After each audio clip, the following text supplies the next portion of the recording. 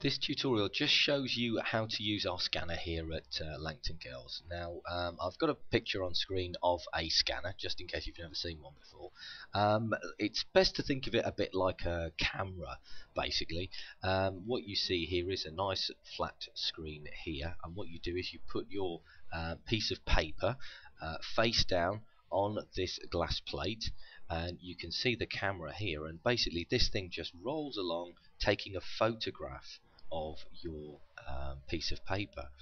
Once it's taken that photograph, you can save it as a JPEG image or sometimes as a PDF file, but basically you're creating an electronic copy of the piece of paper that you've got. Brilliant for scanning in your hand-drawn designs, for example, and uploading it to Moodle. Saves you losing it. And basically I'm just going to show you how to do that here. So I'm just going to minimize this. When you first log in to the school systems, you have to log into one of the computers that has a scanner connected. Obviously, they're connected via the USB slot. Can't show you that on the screen recorder.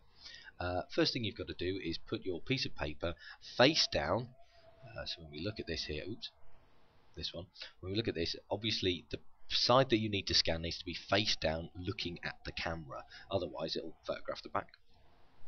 And what we need to do in order to start ours, the most reliable way of doing it is to go Start, All Programs, Accessories, and in here is our scanner option, and the only one that seems to work really reliably is the Scan Gear Starter. That's the one I'm going to use. Now when it opens up, you can see this is currently the image that I've got captured. Nothing, because I've not done anything yet. I'm going to hit the preview button just to take a quick scan over the system, just to take that first shot. And you can see our scanners have to calibrate for a little bit. Now I'm going to hit pause now, so you don't have to sit there watching this thing warm up. It does take a couple of minutes.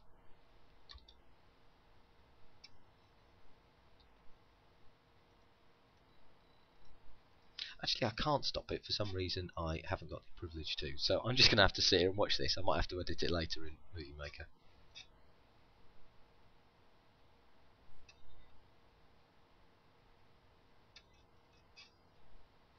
Back again. I'll just tidy up these windows while I'm waiting for this thing. Get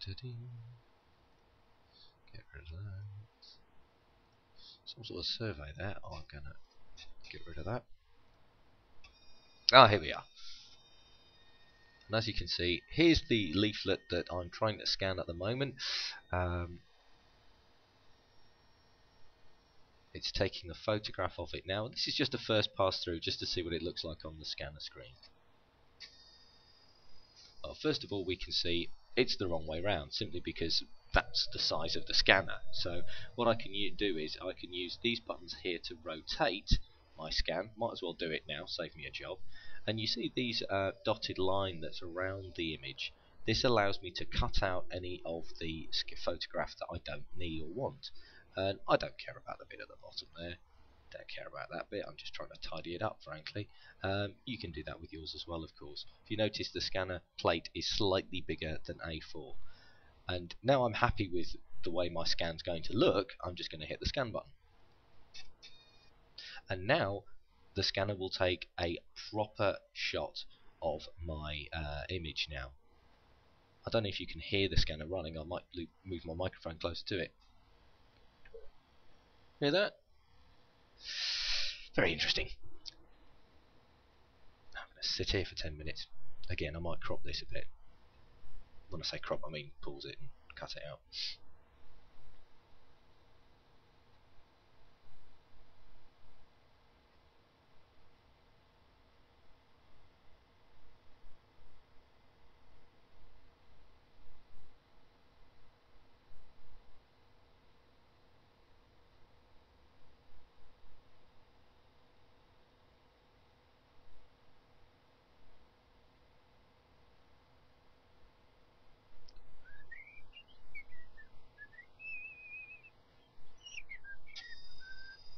Oh, finally.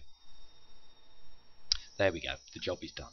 Now that's been scanned properly this time, and I could go and scan page 2, but you'd get bored. It's the same thing. You just basically turn over your piece of paper, hit preview, hit scan. Keep doing that until you've got all the scans you need. Now the funny thing that we have here is, in order to save this, I have to close it.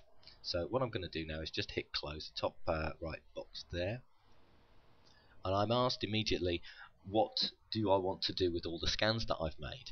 If you can see, that's the file name it's going to have, image 0001. I don't care, I'll rename it later. And it's going to save it to my area in a temp folder. Now I don't want that at all. Your system should automatically default to the My Pictures folder, but of course because I run Windows 7 and XP, it's probably not going to like this. And what it will also do is put your pictures in a subfolder using today's date. So as long as you're happy with that, and you'll find a folder in your area, 2012, today's date, that sort of thing, you'll have that picture in there. It'll be a JPEG image. If you wanted a PDF, you can click there and change the option, but right now it's best to accept the defaults here, allow that to make a subfolder, and then just hit save. I can't do this at the moment because my computer's now having a bit of a hissy fit, but once you've done that, this window will close. You don't have to hit finish, and an a Windows Explorer image will appear. Window will appear with the image in the folder, and I'll just show you that it's been done properly. That's all you have to do, really. And now I'll turn this thing off.